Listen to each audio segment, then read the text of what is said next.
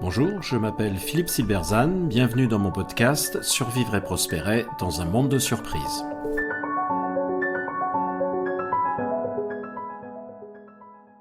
Face à l'incertitude du monde, l'illusion de la recherche d'une certitude intérieure. En incertitude, il faut un ancrage. Cet ancrage peut-il être celui d'une certitude intérieure ? Cela semble la logique même, mais c'est pourtant une illusion. Aussi étrange que cela puisse paraître, la solution à l'incertitude n'est pas de rechercher la certitude, elle consiste plutôt à tirer parti de cette dernière. J'évoquais dans un article précédent les essais de Montaigne pour montrer qu'ils étaient un formidable guide en incertitude. De façon intéressante, ils sont bourrés de contradictions. Ce n'est pas surprenant.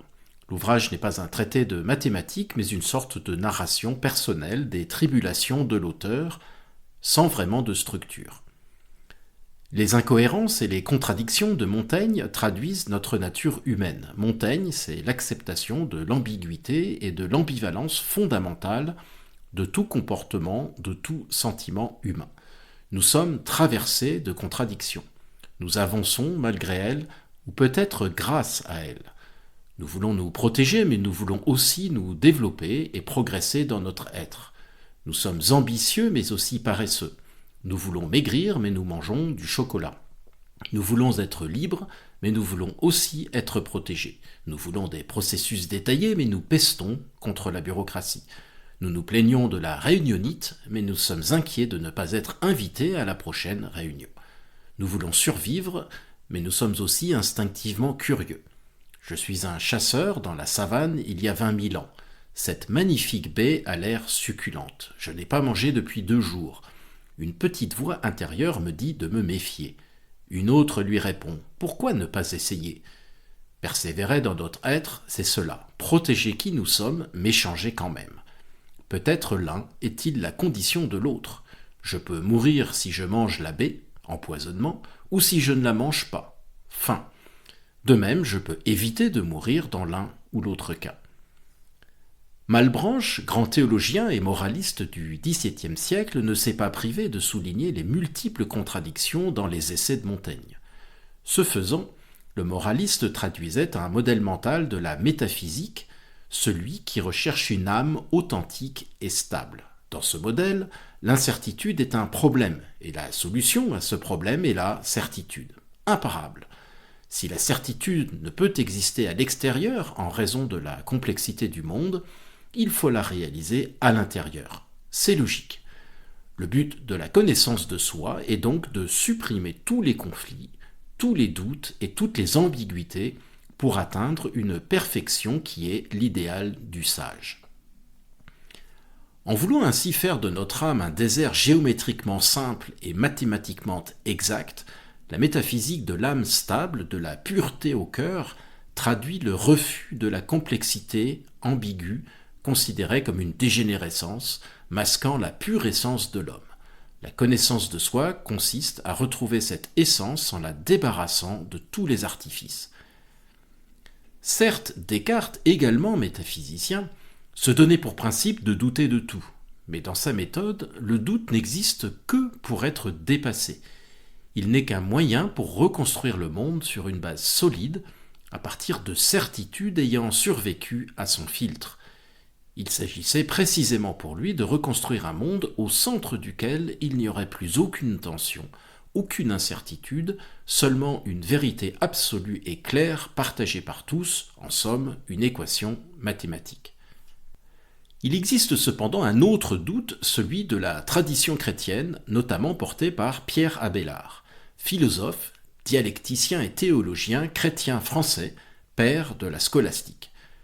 Abélard fait du questionnement et de l'incertitude le moteur même de son existence. Il refuse ainsi le recours aux connaissances indirectes et en particulier le recours aux grands anciens. Il veut aller à la source même de la connaissance. Ainsi émerge dès le Moyen-Âge une autre conception du doute que celle de Descartes. La mise en question de tout point d'ancrage définitif et statique, seul susceptible de construire une œuvre qui se déploie dans le progrès de toute une vie. Autrement dit, pour Abélard, La condition du progrès n'est pas la certitude, mais le doute, le conflit intérieur et l'ambiguïté qu'il ne s'agit pas de supprimer, mais d'exploiter. Le doute devient une expérience perpétuelle, consubstantielle à la vie. Cette idée ne nous surprend que parce que l'idée opposée est devenue un modèle mental dominant dans notre pensée. L'incertitude est un problème, la solution à ce problème réside dans la recherche de la certitude. Et avant l'âge de la science, c'était le rôle de la religion de fournir cette certitude.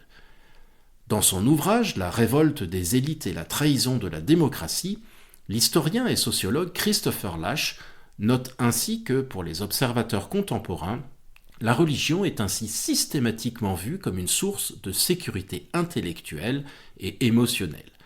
C'est ainsi que Marx la décrira comme l'opium du peuple, c'est-à-dire la drogue qui lui permet de supporter ses souffrances. Or, pour Lasch, considérer la religion comme un ensemble de dogmes définitifs et absolus, réfractaires à toute forme d'évaluation intelligente, constitue une méprise. Dans la tradition judéo-chrétienne, au contraire, la religion n'apporte pas la certitude, mais instille le doute. D'ailleurs, la Bible, comme les essais, est bourrée de contradictions. Œil pour œil, dent pour dent, mais il faut tendre la joue gauche et aimer son prochain. Pour ceux qui la prennent au sérieux, c'est-à-dire ceux qui évitent de sombrer dans l'idolâtrie, la croyance est donc un fardeau, un défi à l'autosatisfaction et à l'orgueil, et non une revendication moralisatrice d'un statut privilégié. Ce fardeau est celui de l'ambiguïté, de l'incertitude, de l'absence de réponse claire, et donc d'une nécessaire quête personnelle propre, dont l'issue n'est jamais certaine.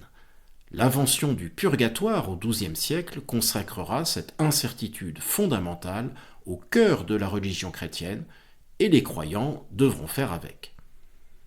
Le cœur de l'énergie créative de l'être humain n'est pas une paix céleste, un astre mort, mais un paquet de tensions et de contradictions, un joyeux bordel intérieur en quelque sorte. La solution à l'incertitude, ce n'est donc pas la recherche de certitude, c'est d'avancer de façon créative en jouant de nos tensions internes, qu'elles soient personnelles ou collectives. Merci de votre attention, vous pouvez retrouver cette chronique et bien d'autres sur mon blog www.philippe-silberzan.com. À bientôt.